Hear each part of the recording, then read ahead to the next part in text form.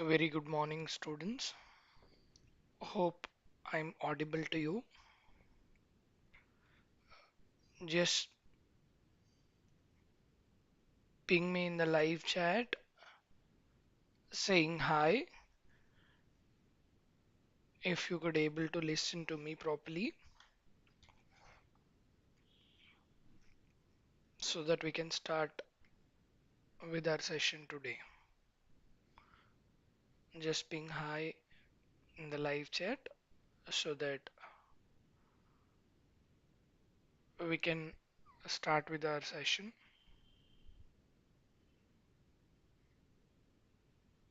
Hope I'm audible to everybody. Great. So guys, we will now just start off with today's session where we will try to understand about how the program is being executed in Java, and then we'll also understand what are the data types that we have it and how we consume them and what are all the keywords that we have it, and we'll have to understand all of it at least to an extent so that when we write our code, when we are writing our programs, we should be clear that this is what is the functionality that I have instead of a trial and error basis of understanding the concepts. Uh, we have a clarity while writing your code that this is what I will get the output. You don't go with an assumption that this will be the output, but you will have that clarity. This is what I'm going to get it while my program is executed. Okay, so now we will continue with our session. We will now get into our session. Before that, I would like to inform you that we will share a short link with you, a simple Google form after the session, so that you can give your attendance and the feedback as well in the same form. That whether you have understood that concept or not, or any changes that you would need. So you can just put it in the comments over there. You can put it in that questionnaire that we will share it with you. I repeat again, guys, your attendance will be collected based on a form that we will send it to you after the session, where you are supposed to give your attendance there and also the feedback of the session, stating that whether you have understood this concept or not, and if you have any questions also, any doubts also, you can put it on to the feedback form. All right. And people who have questions wanted to get it clarified, maybe after the session, once we are finishing off with our session, maybe at the end of the session, maybe we can just spend some time to for your questions. If you have any doubts or questions at the end of the session, you can just put them in the live chat, wherein I can look at that and answer to those questions. All right. And we will now just get into the Java program execution, how the Java program execution would be. So just in that we have got a few students to join us. We have got a few students and we need to get more students live. By then, just let us go back and review whatever we have done it in the yesterday's session. So in the yesterday's session, we have been talking about something called uh, why we need to learn Java, and what are the reasons that made Java to be everywhere, or what are the features of Java that made it to be everywhere, and then what is a procedure to learn a programming language, and what all you have it in that programming language, all that we have been looking at in our yesterday session. So we will now just go back and review it again for 5-10 minutes. Meanwhile, everybody would join us. So all of us know that this Java was Java was initially developed by Sun Microsystems, and now it is owned by Oracle. And if you could look at this, Java is basically started by a team called a team initiative where it is called a green team, which is nothing but a few members who wanted to develop a language for digital devices.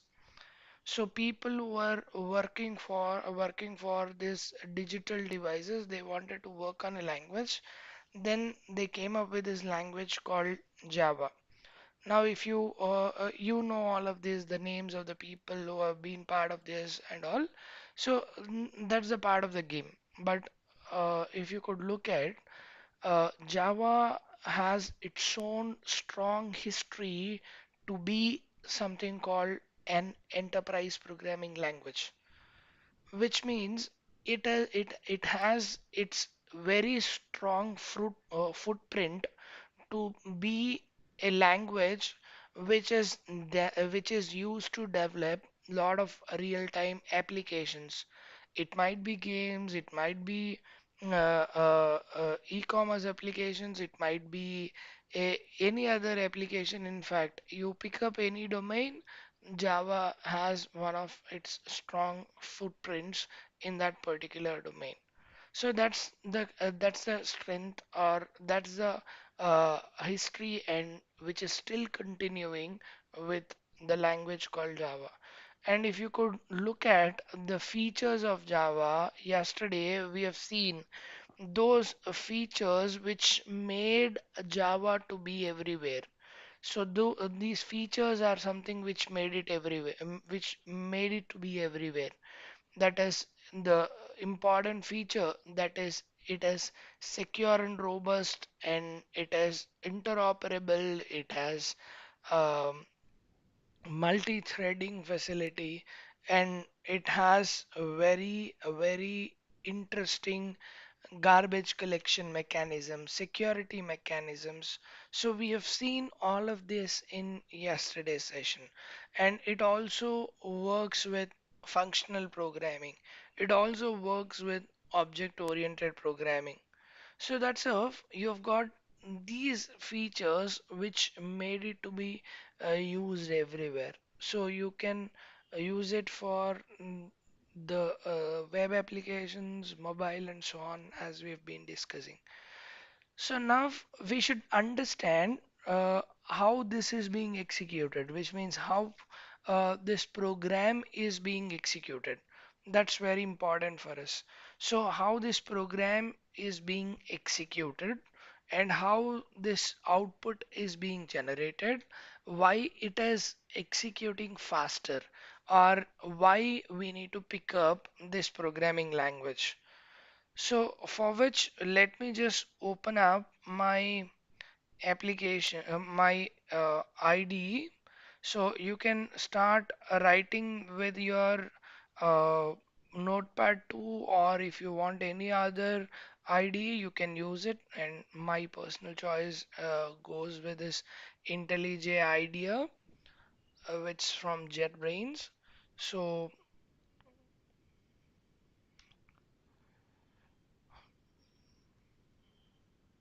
So let me just open this up and just write a very small program.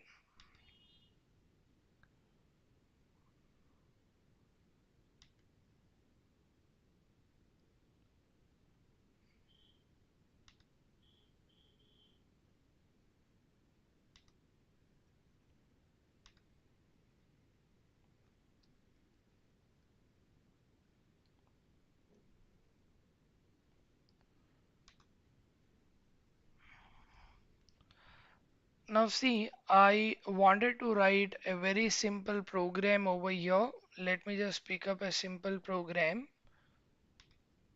Let me just write a simple program over here. So I'll just pick up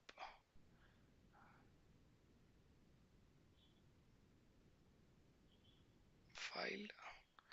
Let me just write it as sample. Once I put it up as This is something your IntelliJ ID which will help you to create your files and so on. So now I've created a fresh project in this IntelliJ IDEA tool, and then I've just created a project called sample PVP, and in this I wanted to create a Java file. Now I'll pick up my Java file. I will call it as my Java, and then once I click on OK, then the file gets created where I've got my sample Java application, sample Java file that is created. Now I wanted to write my very simple code here. That is, I will write my code as class sample, and in this class sample I would like to have my main function, that is my main method, say public. So this is how you have this intelligence support where it will try to pop up and help you with the code. But initially, it is good that you write at least some few programs in Notepad that you understand the complete syntaxes and you remember the basic syntaxes that are required so that you don't go wrong on your very basic syntactical front. So let me write this small program and get into the discussions. Alright, so I've got my main method, and after that I wanted to print something called hello students.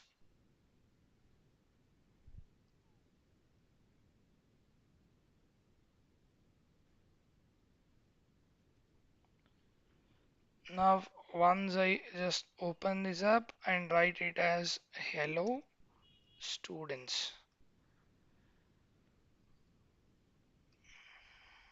Now once I just go ahead and run this,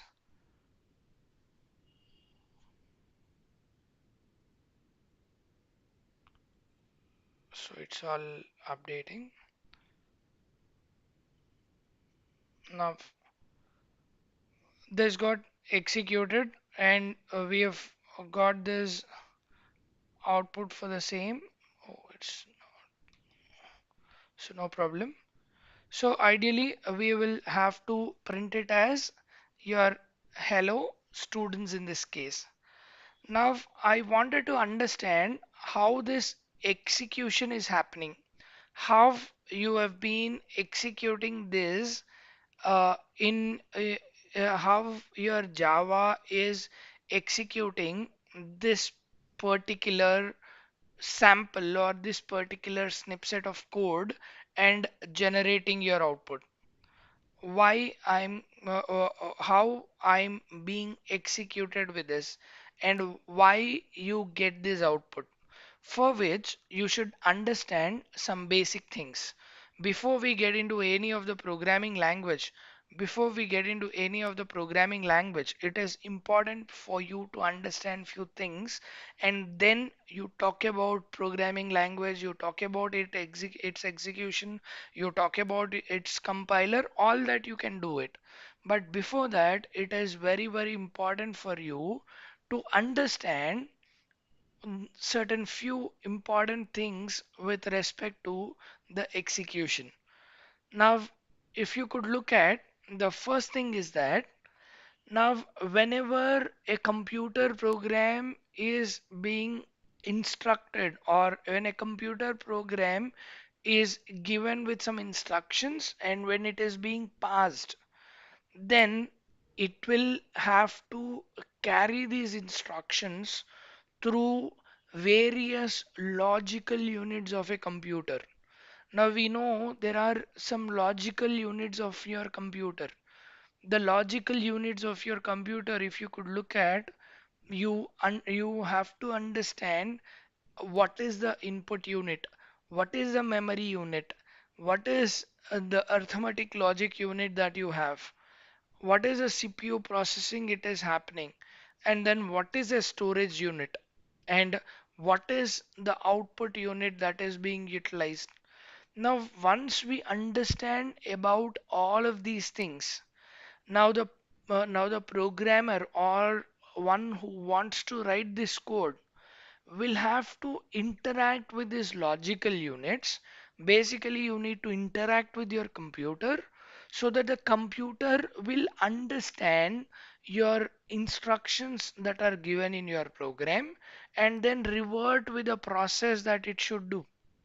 I repeat again, ఎవరైతే computer program ఉంటారో ఎవరైతే ఆ computer program రాస్తూ ఉంటారో వాళ్ళు ఇటువంటి logical units ఏదైతే కంప్యూటర్కి సంబంధించిన లాజికల్ యూనిట్స్ ఉంటాయో అంటే కంప్యూటర్తో ఇంటరాక్ట్ అవ్వడానికి బేసికలీ కంప్యూటర్తో ఇంటరాక్ట్ అవ్వడానికి అంటే ఏంటి we don't talk to the computer directly but you talk to the logical units of the computer. Now అలాంటి లాజికల్ యూనిట్స్ ఏంటి మనకు తెలిసినవి ఇన్పుట్ యూనిట్ స్టోరేజ్ యూనిట్స్ ఇందాక ఏఎల్యు సిపిఓ ఇవన్నీ ఏవైతే మన కంప్యూటర్ గురించి తెలుసో వాటితో ఇంటరాక్ట్ అవ్వడానికి అలాంటి లాజికల్ యూనిట్స్తో ఇంటరాక్ట్ అవ్వడానికి user should convert his instructions return in program. ఇప్పుడు ఇక్కడ ఏదైతే మనం ప్రోగ్రామ్ ఇన్స్ట్రక్షన్స్ రాసామో ఇక్కడైతే ఏదైతే మెయిన్ ప్రోగ్రామ్లో ఏవైతే మనం ఇక్కడ కోడ్ రాసామో అండ్ ఇక్కడ ఏదైతే మనం ఈ స్టేట్మెంట్ పాస్ చేసామో ఈ పర్టిక్యులర్ స్టేట్మెంట్స్ ఏవైతే మనం రాసామో ఇక్కడ ఇవన్నీ కూడా ఇంగ్లీష్లో ఉన్నాయి. Now you should you should ensure that whatever you write it in your programming language which might be English and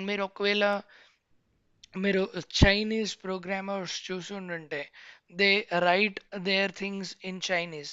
so అలా ప్రతి ఒక్క whatever the language that you use it to write the code that is your human understandable language. ఆ human understandable లాంగ్వేజ్లో ఏదైతే code రాస్తున్నావో ఆ కోడ్ని you should translate in proper steps so that the code is directly understood by your computer. మళ్ళీ చెప్తున్నాను, it is your responsibility. It is you that you will have to convert or the translate your code, your programs into your machine understandable code, which is nothing but your binary code. ఈ binary code or machine understandable code కింద convert చేయాల్సి ఉంటుంది. అలా convert చేసిన తర్వాత ఏదైతే ఆ code ఉంటుందో that code is called machine code. మళ్ళీ చెప్తున్నాను, the programmer will have to be sure that his programs are interacting with logical units of the computer so that he will have to design his program in such a way that the program is executed in a fashion where the the steps of translation are taken care so that the code that is written in human understandable language is translated into machine code using the proper steps. That's something very, very important for us.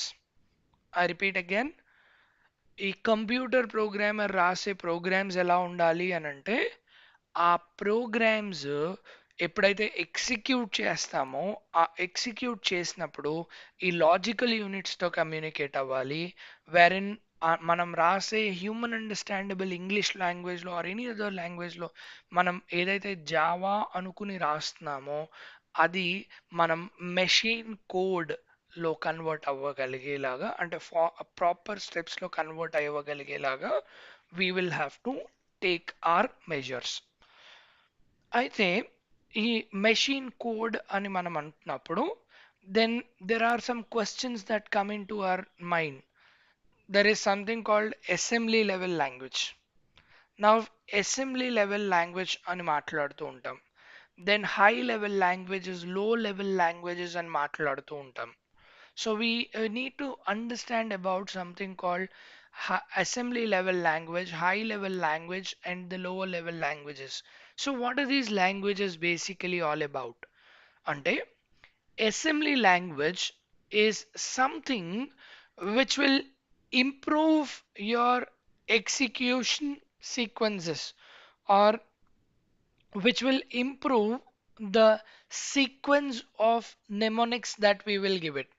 అంటే ఎప్పుడైతే మనం ఒక sequence execution అంటే the code is very very clear for a human being. So ఇక్కడ నేను system dot out dot print అని ఇచ్చినప్పుడు I will understand that I'm going to print something, but that should that should but it is still must be translated into the machine code. Only then computer can understand it. So అలాంటి process చేయడానికి, అలాంటి అలాంటి understandability create చేయడానికి we should use a language, or we should have a language called assembly language, so that it ensures that this sequence of the instructions that we are giving it is taken care. That's the responsibility of your assembly language. Now, what is this high level language or the low level language? If you could look at the assembly language అనేది ఏంటంటే, it is possible to write your complex programs, but ఏవైతే మనం రాస్తామో those instructions are easily understandable for a human being. ఈ high level languages ఏం చేస్తాయంటే, ఒక ఒక స్టేట్మెంట్ రాసినప్పుడు it will try to complete multiple task. Say మనం ఎప్పుడైతే system dot out dot println అని ఇస్తున్నామో, or system dot out dot print అని ఎప్పుడైతే ఇస్తున్నామో, then we just say that we are printing it. But in the backend, what is happening here? It is trying to get the support of the library, and it is trying to access the console screen or the command line screen, and it is trying to print the output. It is trying to throw the output to that screen, and then it is getting printed. So this single statement is trying to carry out with many tasks. Now that particular facility is obtained with his languages, or the languages called the high level languages.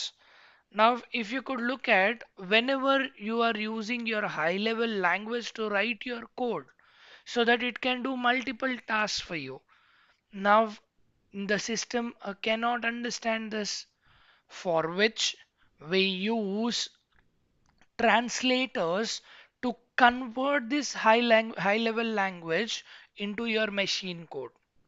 Now we use something called translators, which converts my high level language into machine code. So ఎప్పుడైతే మనం high level లాంగ్వేజ్లో మనం code రాస్తున్నామో, ఆ code machine code కింద convert అవుతుంది. అలా convert అవ్వడానికి we use these translators called compilers. So we use these translator programs called compilers, which will convert my high level language into machine code. Now every language will have its own compiler to convert the high level code that we are writing it into the machine code. మనం ఏదైతే high level language లో రాస్తున్నామో, అంటే ఏదైతే system dot out dot println అని ఏదైతే రాస్తున్నామో, దాన్ని మెషిన్ లెవెల్ లాంగ్వేజ్ కింద, ఆర్ సే మెషిన్ కోడ్ కింద కన్వర్ట్ అవ్వడానికి we are using something called compilers to translate. అయితే ఇది చేసినప్పుడు we have got a significantly large programs. We are working with some big programs while using your high level language and trying to convert that into the low level or machine code format. ఇలా convert చేసినప్పుడు we wanted to ensure that the time that is consuming will also be should also be low. మనం ఏదైతే large programs రాస్తున్నామో అది significant time తీసుకుంటుంది compile చేయడానికి. Because of which you see that there is a time lapse. ఆ execution జరుగుతున్నప్పుడు ఆ convert చేసుకుంటున్నప్పుడు it is taking some time, because it is not only converting into machine code but it is also executing it. So కాబట్టి ఇక్కడ కాస్త time తీసుకుంటుంది. So there is a new alternative that is being utilized, that is called interpreter. Now the responsibility of your interpreter is to only ensure that this high level language is being converted or is translated into something called your machine code. మళ్ళీ చెప్తున్నాను, your high level languages are used used to write your code, and then once you write your code it should be understandable to your logical units, for which you use compiler so that it gets into an a machine code. And once you have this machine code, it is understood and executed, and it will revert with the response that you would need. అయితే ఇక్కడ time labs ఉంటూ ఉండడం కారణం వల్ల, అంటే there is a time which is being consumed or significant time is being utilized to convert this. Kabatti, we are using something called interpreters so that it executes with a faster pace. So that's how we are using something called interpreters. This is with respect to any of the programming languages that we are looking at. ఇందులో ఏ programming language చూసినా this is what we would use it. Now in our case, that is with respect to your Java, మనం ఏంటంటే compiled code ఏదైతే ఉంటుందో, ఏదైతే మనం compilation చేస్తామో, compile చేసినప్పుడు ఏదైతే కోడ్ జనరేట్ అవుతుందో, that code is not a machine level or machine understandable code, or which we call it as machine code కాదు. We generate or we get a code called byte code, which we can also call it as intermediate code. So దీని అర్థం అవడానికి ఒకసారి మనం చూస్తే, see, once assuming it that once if you assume it, say I would have,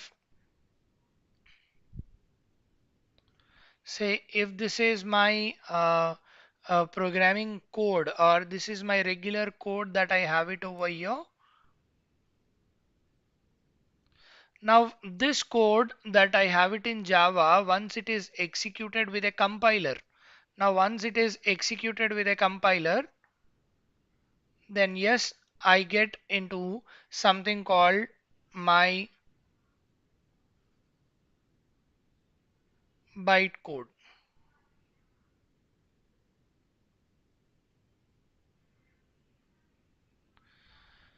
But ideally, we should not have this bytecode, but you should have this converted into your machine code.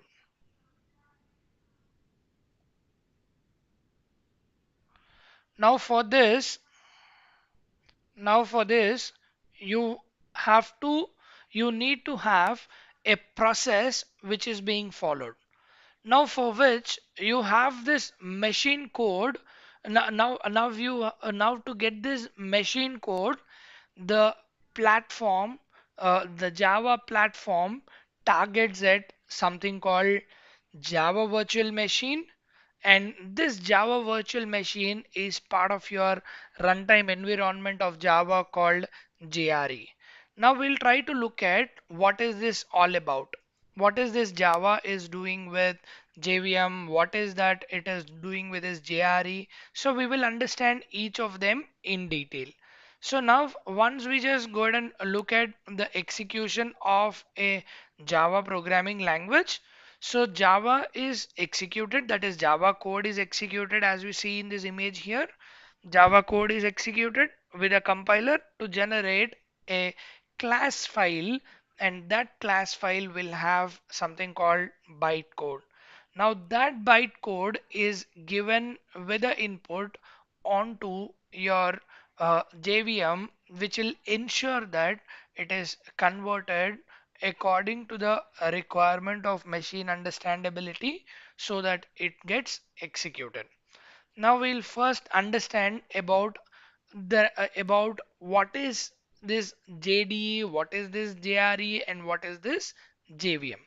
Now, if you could look at, as I've told you, once the program execution is happening, say once the program execution is happening, it is important that you understand about how your program is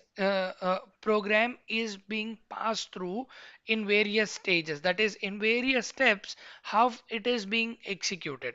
So as I've told you, once you are doing this compilation and the execution of a program, then the first thing that you should remember is you write a file. So let me just show you here.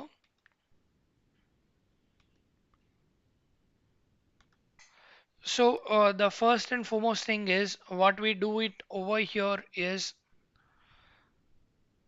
we will have something called your Java code. I'm sorry. We will have the Java code here, and once the Java code is written, this will be given to Java compiler.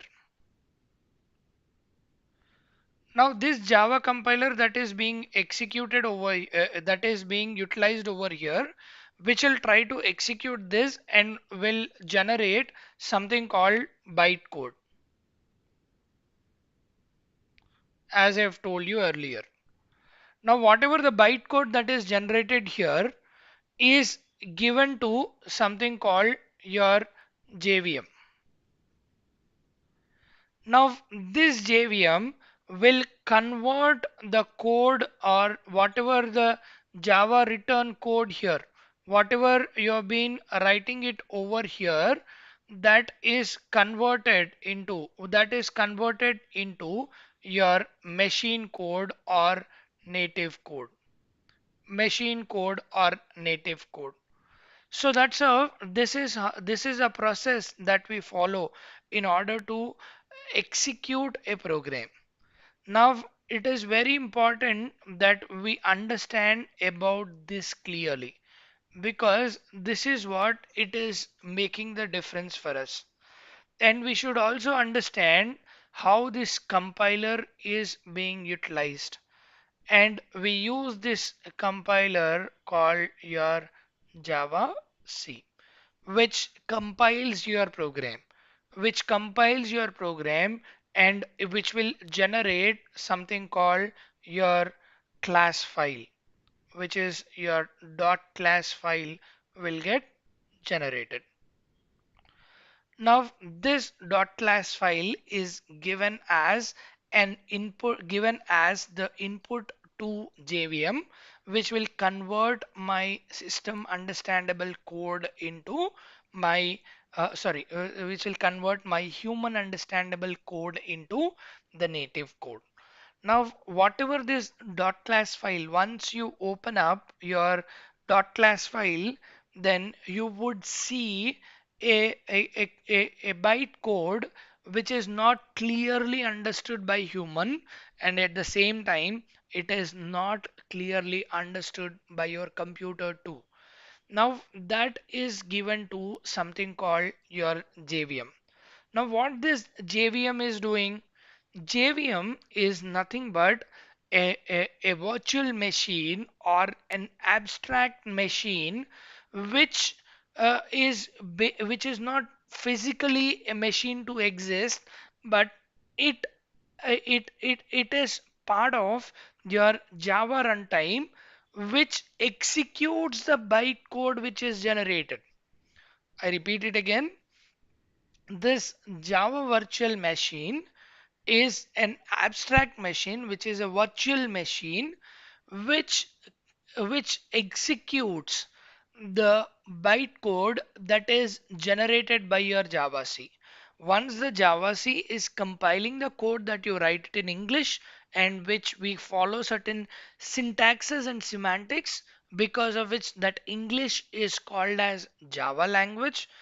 And that Java language, when you are executing it with Java C, then that becomes something called your bytecode.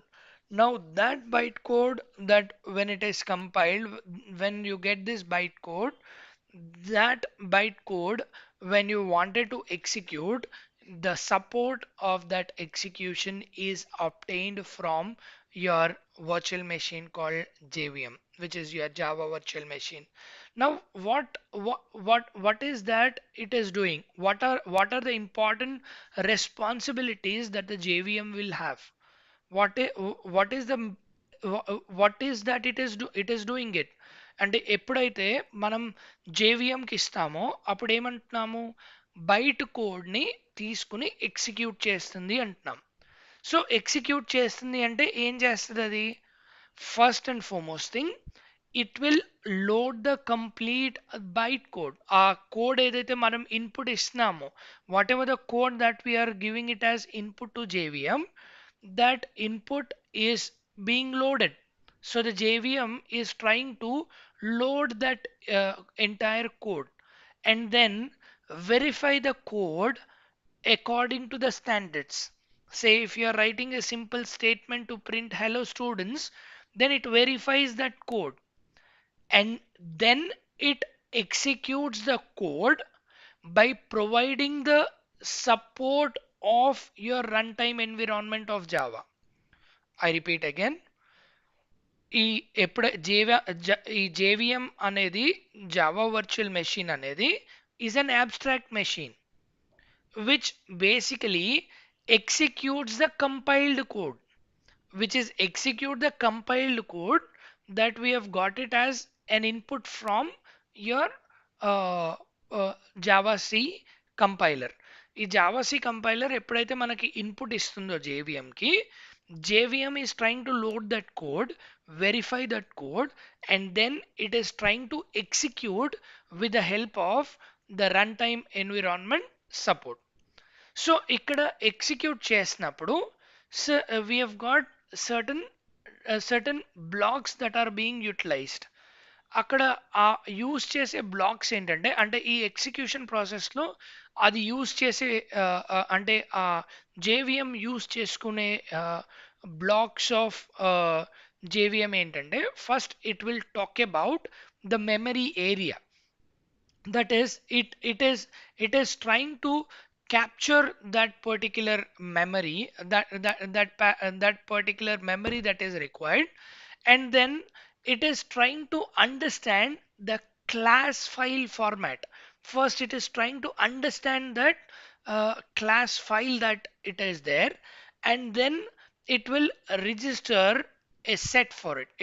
It'll register the storage for it. It'll create an allocation for it, and then the garbage or the unused memory which is allocated will be collected, and then if there are any errors while the execution is happening, that will get reported. Now if you could look at ఈ JVM అనేది ఎలా work అవుతుంది అంటే, first it will load and then verify and then execute with the help of your run time support. So ఇప్పుడు ఇది load చేయడానికి, sir load చేసుకోవడానికి ఎవరు హెల్ప్ చేస్తున్నారు అంటే, we have got three different kinds of inbuilt supports that we have it in JVM. First ఏంటంటే, you have the support of something called Bootstrap class loader. ఈ Bootstrap class loader is one support which is the extension of something called class loader. And alage you have a separate extension class loader, and you have the third one called your application class loader. So we have got three different kinds of class loaders which will try to load the resources that we are giving it as input. ఎప్పుడైతే మనం Java కోడ్ని compile చేస్తున్నామో వాటిని load చేసుకోవడానికి కొన్ని instructions రాసి ఉండాలి జావాలో, Java compiler run అవ్వడానికి.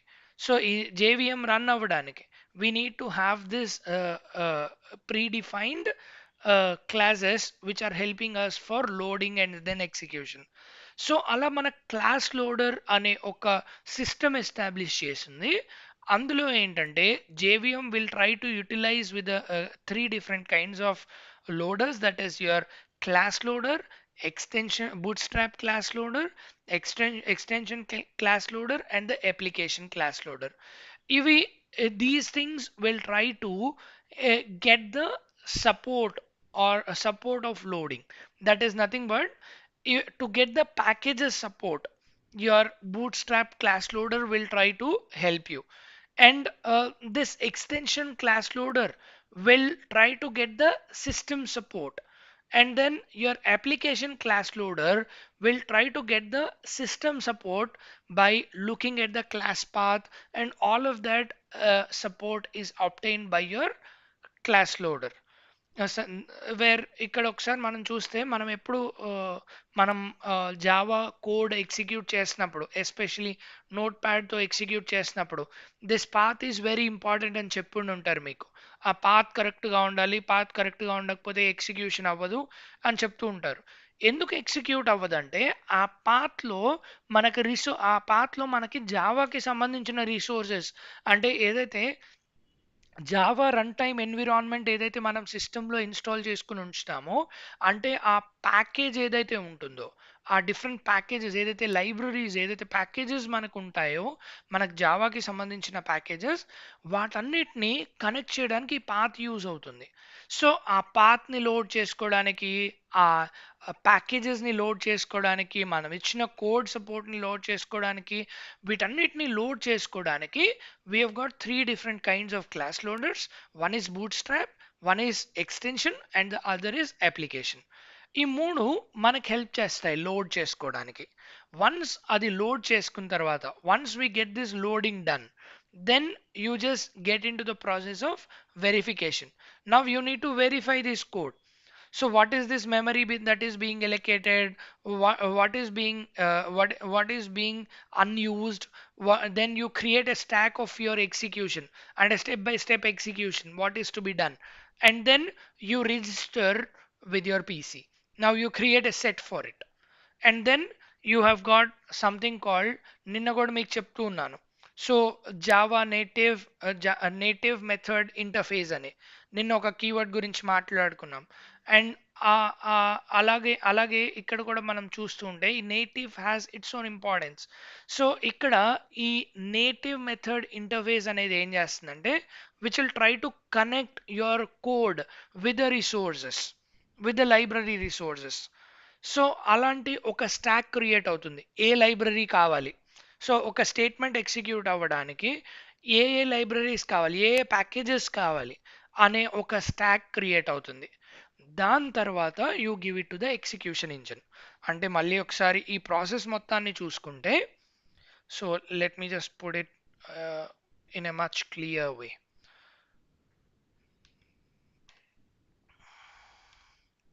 సో ఒక so will take up this Java code అనుకుందాం. I'm sorry. So will take this, ఇది జావా కోడ్ అనుకుందాం. Now after that you have something called your compiler, which is Java C, which is compiling your code and generating something called your bytecode. ఈ byte కోడ్ని ఎప్పుడైతే జేవిఎంకి ఇచ్చి pass చేస్తున్నామో, then we understand that we get the machine level code or machine code వస్తుంది అనుకుందాం.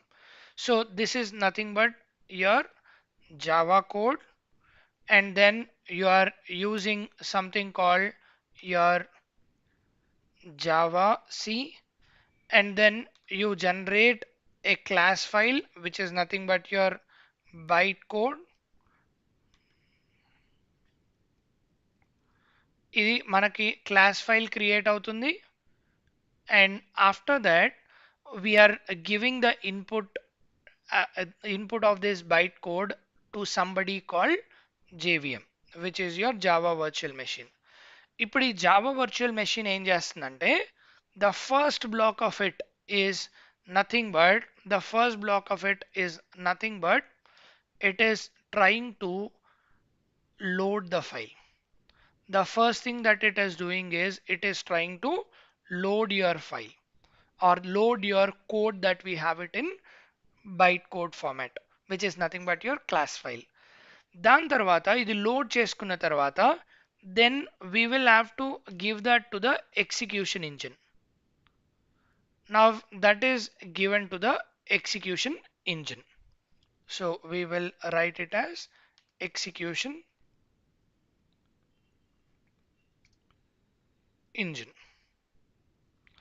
Now this execution engine will try to get the support of Java native.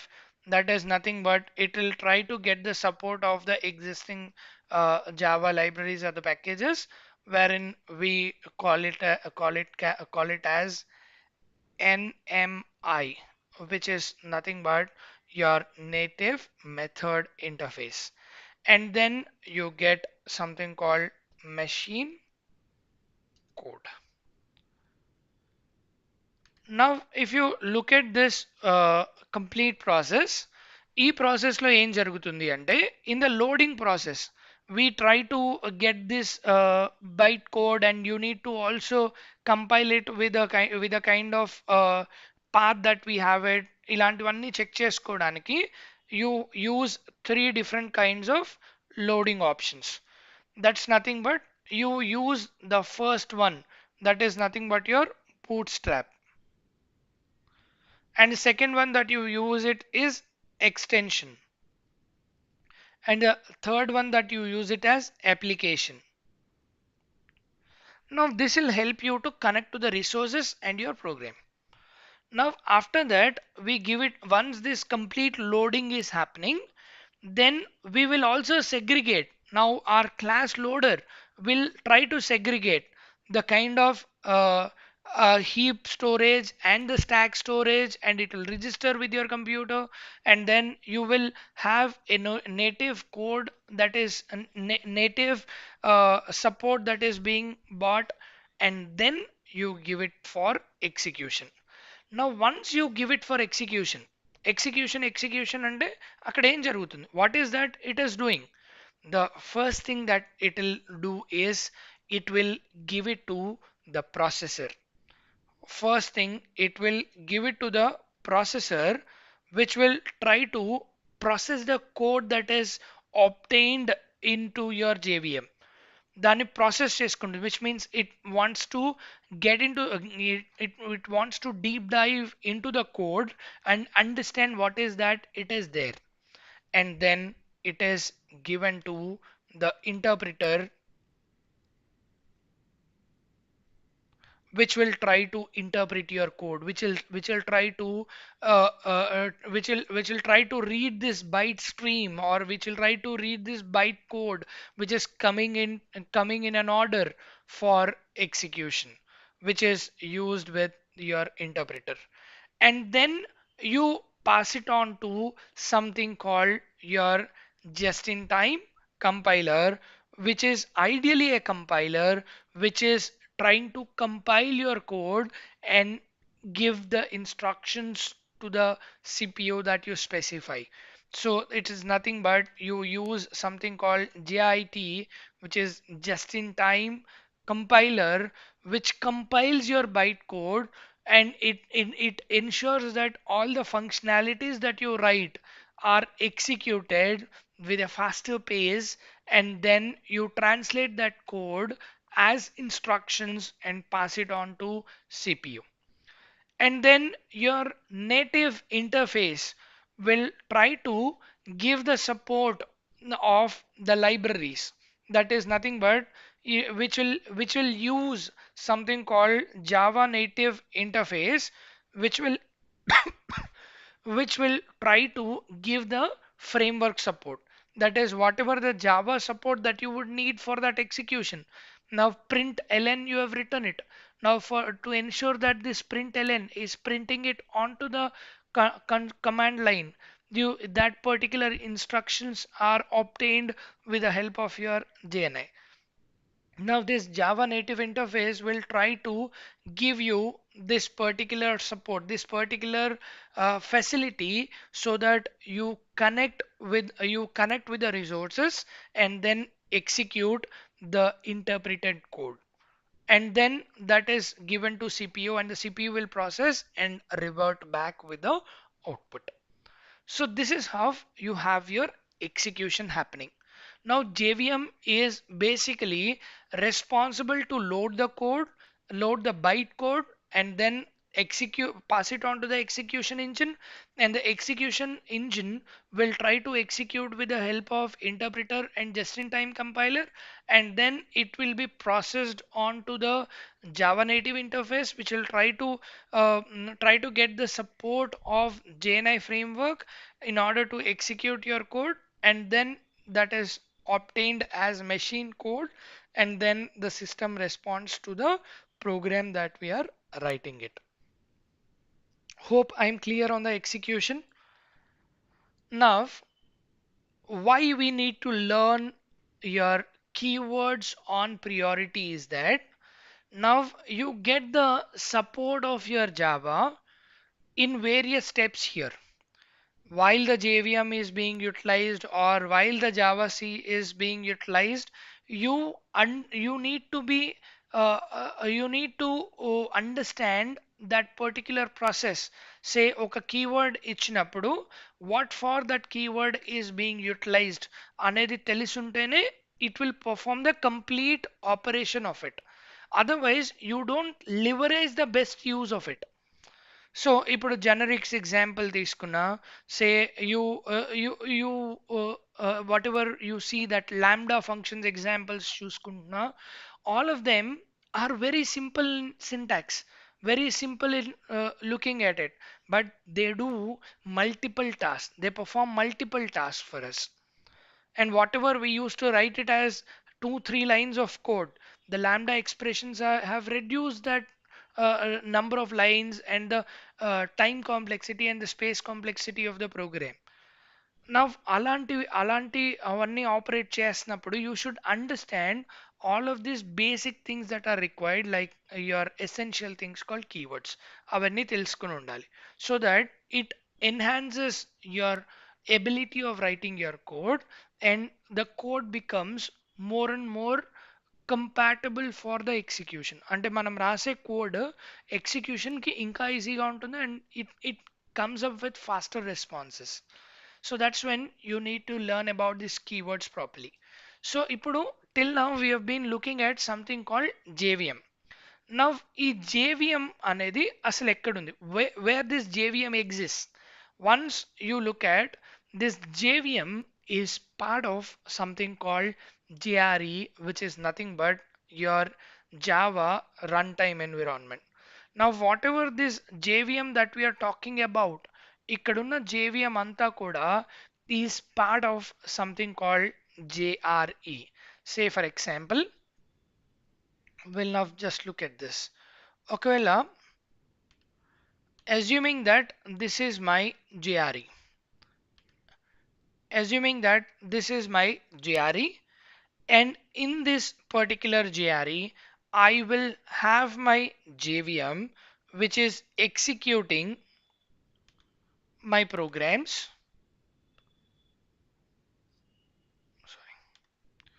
which is executing my programs. This JVM is executing my programs, which is part of my Java runtime environment. Now, what is this Java runtime environment, sir? Which is nothing but a, a software that is used to develop Java based applications. So, which means all the libraries or all the physical files that you have it for while your Java is installed is available in your GRE. So which means all the libraries, all the files that are supporting your Java are part of your GRE. అంటే ఏదైతే మనం software మనం download చేసుకొని మనం install చేసుకొని whatever we call it as your your regular డెవలప్మెంట్లో ఏదైతే files use అవుతున్నాయో వాట్ అన్నిటినీ కూడా that bunch is called your JRE which is trying to be utilized. అంటే జావా ప్రోగ్రామ్ రన్ అవుతున్నప్పుడు once you wanted to utilize the resources of Java అవి వాడుకోవడానికి we use these libraries in our program with the help of your JVM where we get it from JRE. ఇంతకు ముందు కూడా ఇక్కడ NMI support అని మాట్లాడుతూ ఉన్నాం కదా. This NMI support or the JNI support that you wanted to get it, you get it with from somebody called your JRE. That JRE will have the resources. ఆ resources ని pick చేసుకొని we are trying to use it with JVM. And this becomes our JRE and this becomes our JVM. Now if you could look at, there is something అంటే మీరు download చేసినప్పుడు whenever you download any Java for the first time, Java maybe direct official website కి వెళ్ళి download చేసుకుంటున్నప్పుడు then అక్కడ JRE download చేసుకోమని చెప్పదు అది. It will use a word called Java development kit, JDK అంటూ ఉంటాం. అండ్ చాలాసార్లు మాట్లాడుతున్నప్పుడు కూడా చాలా చోట్ల we are using JDK say the version number చెప్తూ ఉంటారు. అలా చెప్తున్న దాని అర్థం ఏంటంటే we are using the complete development kit which has the software development environment which uses the resources called JRE. Ante I have my designation as software engineer. I develop software products with the help of the resources that my company offers. Now that resources that my company is offering is called JRE. And my company is using some software developers. That entire package of resources and the support who is developing it is called your JDK. Ante JDK is nothing but the development tools and in addition to that the resources. Ante once you wanted to look at it, we will now take this up. We will call this, we'll put it as a bigger thing. Now this is a block where we call it as JDK. We call this as JDK. Now this JDK has JRE, which again in turn have JVM, and in addition to this we have the tools that are supporting your execution. And once we wanted to execute this program, మనకున్న resources అన్ని జేఆర్ఈలో ఉంటాయి అనుకున్నాం. అంటే libraries ఇలాంటివన్నీ జేఆర్ఈలో ఉంటాయి. వాటి support తీసుకొని JVM execute చేస్తుంది. ఇది డెవలప్ చేయడానికి అంటే ఏదైతే ఎగ్జిక్యూట్ చేస్తున్నామో దాన్ని ప్రాపర్గా ఎగ్జిక్యూట్ చేయడానికి we need to have that support. So that support is obtained by certain tools, development tools like compile చేసినప్పుడు మనం జావాసి వాడుతున్నాము. సో ఇలాంటి టూల్స్ ఏవైతే మనం ఉంటున్నాయో వాటినన్నిటినీ వాడుకోవడం కోసం we have that development tools as well. You need to have your documentation. ఇలాంటివన్నీ కూడా మనం ఏవైతే జావా అర్థం చేసుకోవడానికి యూటిలైజ్ చేసుకోవడానికి ఏవైతే అవసరం అవుతాయో, జావా డెవలప్మెంట్కి ఏవైతే అర్థం అవుతాయో, అర్థం చేసుకోవడానికి ఏవైతే యూజ్ అవుతాయో అలాంటివన్నీ కూడా are part of your this JDK. And JRE is also part of your JDK. And we call this as development tools, dev tools. Dev tools are there in addition to JRE. JDK అంటే ఏంటంటే the dev tools plus JRE will become your JDK. So the definition is as simple. ఒకసారి చూద్దాం ఇక్కడ. JVM అంటే ఏంటి? JVM is equal to, it is nothing but the execution engine. Now JRE అంటే ఏంటి? JRE is nothing but execution engine plus resources.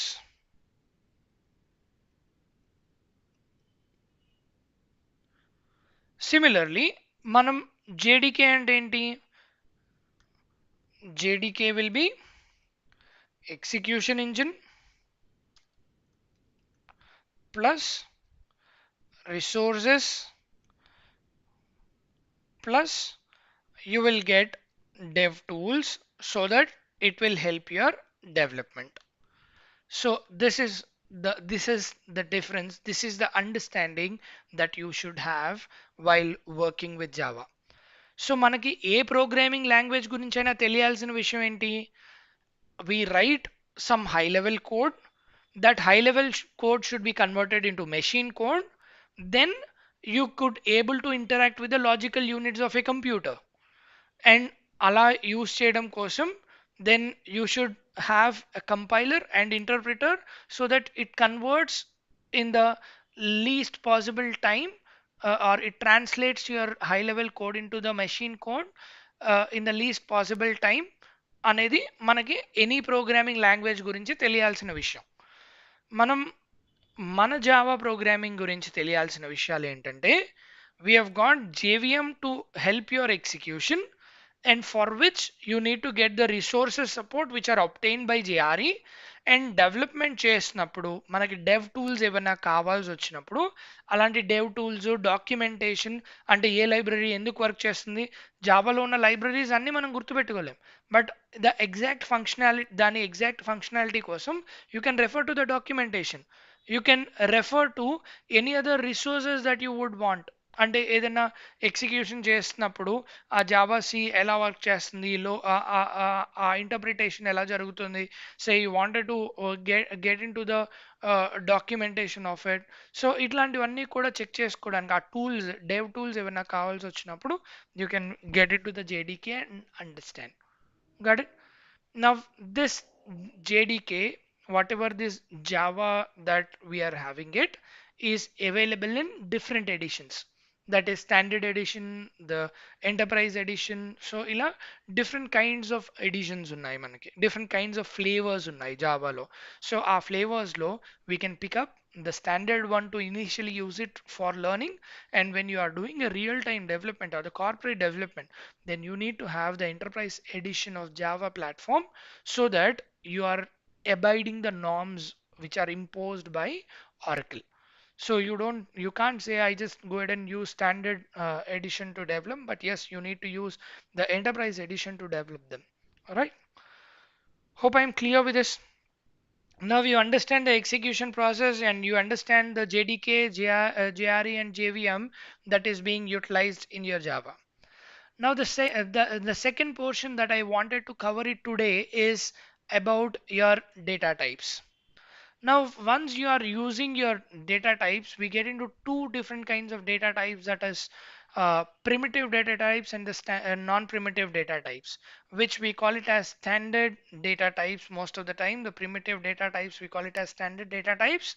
So I don't take much of your time here because all of us know, all of us have been writing a lot of programs in order to create, in order to work with numerical data, character data, boolean values. You've been looking at lot of programs. So all those are part of your primitive, where primitive is nothing but the type which is supported in your language, which is supported where you have that support of the types directly, where you go ahead and utilize the data values, or you get that data literals to utilize with respect to that type. Our type key we are using them. Say if it is an integer literal, say 10 value తీసుకుంటే, then you can put it as a long value or an integer value. So అలా మనం how do we store it, how do we take the kind of value అనే దాన్ని బట్టి we have been working with something called primitive data types. ఇక్కడ ఒక విషయం గురించి మనం మాట్లాడాలి. That concept is nothing but your initialization and declaration. So in the concept that we have it, called initialization and declaration. ఇక్కడ ఏంటంటే now whenever you are using your programming language to declare a value, ఒక 10 అనే value మనం వాడుకోవాలి అంటే మన ప్రోగ్రామ్లో ఒక 10 అనే వాల్యూ మనకు కావాల్సి వచ్చింది. ఆ 10 అనే వాల్యూ కావాల్సి వచ్చినప్పుడు it is very important for you to do two steps. That is nothing but initialization and then declaration. We initialize and then we declare. So ఇవి రెండు చేయడం కోసం ఈ ప్రాసెస్ ఏదైతే మనం చేయాల్సి ఉంటుందో ఈ ప్రాసెస్ చేయడానికి we have to first and foremost thing is we will have to just go ahead and declare it as a variable. Now in this case say int I equal to 10, which is the combination of declaration and initialization. Now int I, once we do this, then the declaration will happen. And then once I give it as I equal to 10, and then the initialization would happen. So what will happen in this case is once I put it as int I, once I put it as int I, then what will happen is in the entire memory that I have it, a block would get reserved for this. A block would get reserved for this, and that refers to a variable called I, and that will refer to a variable called I. ఈ memory లొకేషన్లో ఈ memory ఏదైతే మనం allocate చేస్తున్నామో ఆ allocate చేసిన దగ్గర it will consider, it will point to something called I, and that is reserved, that location is reserved now, that variable is reserved with that storage. And then you just come back and give the value in initialization. Once you give the value, then this I block is initialized with a value.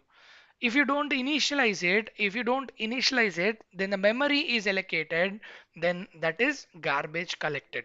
You don't have that uh, data values in it, so you have some garbage value in it where it is not initialized. Now once you initialize, then you can start controlling the values inside that storage. Now, the second important thing that you'll have to learn about this is once you give the value of an int, once you allocate the memory for your int, how much storage that you will have to, yeah, that it will utilize, which is nothing but your 4 bytes of storage. Similarly, for every different type, it has its own unique storage. Once you have your once you have your storage that is happening, say ఇక్కడ ఎప్పుడైతే మనం by default మనం ఇక్కడ ఎప్పుడైతే declare చేసినప్పుడు it will try to reserve 4 bytes of storage. ఇక్కడ tights అని type అయింది, it is bytes. 4 bytes of storage మనం ఎలకేట్ చేస్తున్నాం. అండ్ ఆల్సో ఇప్పుడు స్టోరేజ్ చేసినప్పుడు ఏదో ఒక గార్బేజ్ వాల్యూ ఉండాలి కదా. If you don't initialize this value as I equal to 10, the default value that you will have is 0. So that's how you will get your default value there. If you don't go ahead and initialize, it will be as such. Sir, Mari Nino, I don't declare any value. Sorry, I don't initialize any value. Can I start utilizing it? So default value ఉంటుంది కదా, I start incrementing it అంటే it will not run properly. So మనం programme చేసినప్పుడు చూద్దాం. ఈ విషయం ఒకటి గుర్తుపెట్టుకోండి, డిఫాల్ట్ వాల్యూ ఈజ్ 0 అని చెప్తున్నాను. డిఫాల్ట్ వాల్యూ ఈజ్ 0 అన్నప్పుడు ఒక ఫర్ లూప్లో నేను ఇనిషియలైజ్ చేయకుండా నేను రన్ చేయొచ్చు కదా, నేను ఎగ్జిక్యూట్ చేయొచ్చు కదా. So I have told you I అనేది ఒక variable which is allocating a memory of 4 bytes, and when I initialize it, then I just go ahead and assign that memory with a value called 10. ఇప్పుడు నేను ఏది assign చేయకపోతే అంటే ఒక default value ఎప్పుడైతే ఒక వేరియబుల్ని డిక్లేర్ చేస్తానో, ఒక ఇంట్ డేటా టైప్ని డిక్లేర్ చేస్తానో, then I said default value is 0. when it is default value is 0, నేను ఒక ఫర్ లూప్ని రొటేట్ చేసినప్పుడు I wanted to rotate it 0 నుంచి ఇంక్రిమెంట్ చేసుకుంటూ వెళ్ళాలి for 10 values, then can I do it directly without initializing? So అలాంటి detailed understanding మనకు ఉండాలి. సే we will see programs, don't worry. We will talk about this data types in tomorrow's class with some programs. అప్పుడు we will look into these kind of things. Because ఎందుకంటే it will become a contradictory statement. నువ్వు initialize చేయకుండా execute చేసినప్పుడు ఏమైనా errors వస్తూ ఉంటే then whatever the statement that I've given is a contradictory statement. మరి అంటే డిఫాల్ట్ వాల్యూ ఉన్నప్పుడు then obviously I can increment with the default value. మరి అది ఎందుకు అవ్వట్లేదు, ఏం జరుగుతోంది? సో ఇది ఈ క్లారిటీ అనేది మనకు ప్రోగ్రామ్ రాసినప్పుడు ఉండాలి. ఆ డేటా టైప్స్ గురించి ఆ విషయాలన్నీ క్లియర్గా మనకు తెలిసి ఉండాలి. అండ్ ఇంకా కొన్నిసార్లు మనం చూస్తూ ఉంటాం అంటే డేటా బులియన్ టైప్లో ఎప్పుడైనా మనం by default boolean type is false అని చెప్తూ ఉంటారు. మరి ఫాల్స్ ఉన్నప్పుడు బై డిఫాల్ట్ నేను ఎప్పుడైతే కావాలో అప్పుడు ట్రూ చేసుకుంటాను, మిగిలినప్పుడు నేను I wanted to return it as false. So ఇలాంటి విషయాలన్నీ డీటెయిల్డ్గా రేపటి క్లాస్లో చూద్దాం. But for the time being today you understand the data types are of two categories, primitive and non primitive. Non primitive are not by default part of your storages. అంటే regular primitive storages అంటే regular programming లాంగ్వేజ్లో మనం వాటి support డైరెక్ట్గా తీసుకోలేము. అలాంటి types అన్నీ కూడా నాన్ ప్రిమిటివ్. ఏవైతే డైరెక్ట్గా సపోర్ట్ చేస్తున్నాయో వాటన్నిటిని we call it as primitive types. Non-primitive are not directly supported. And then you have got once you complete these data types, now we'll talk about this keywords. నేను ప్రతిరోజు నిన్నటి క్లాస్లో ఈరోజు నిందాక మళ్ళీ ఇప్పుడు రిపీట్ చేస్తున్నాను. Please go to the keywords, learn all the keywords.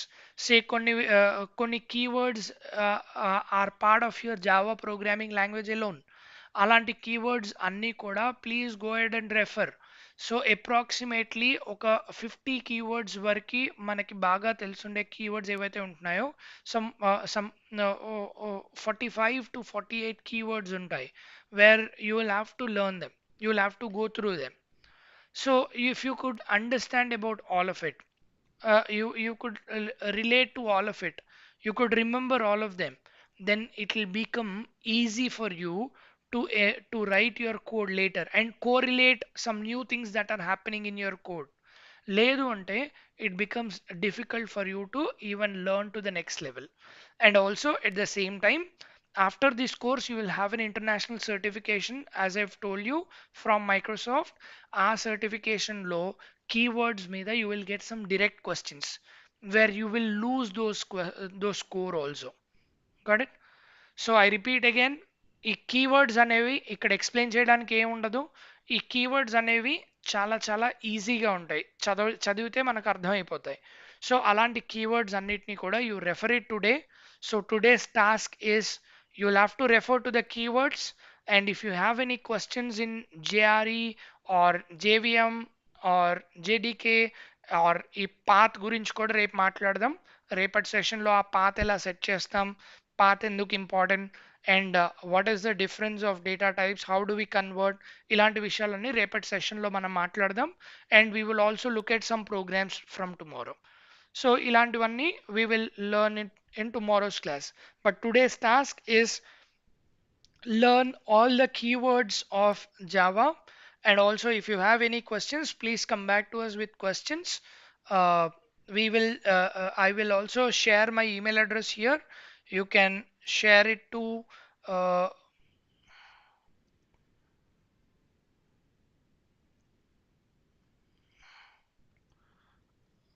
reach us at devspark.in. You can write us with your queries over here. And if you have any questions right now, you can put it in your live chat so that I can address them.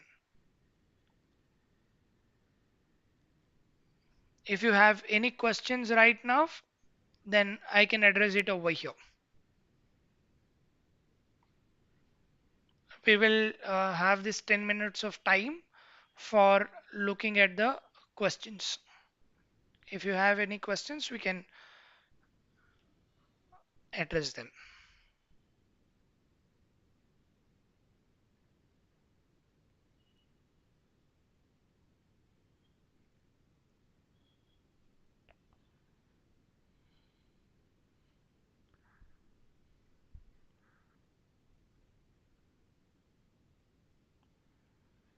All right, so so we'll just continue with our session tomorrow, guys. Thank you so much for attending the session, and we will share the link in some time through proper channel so that you give your feedback and also you give your attendance in that Google form. Got it? Thank you so much, all of you. Thanks for listening to the session. We will catch up tomorrow at the same time and learn about more things. Thank you.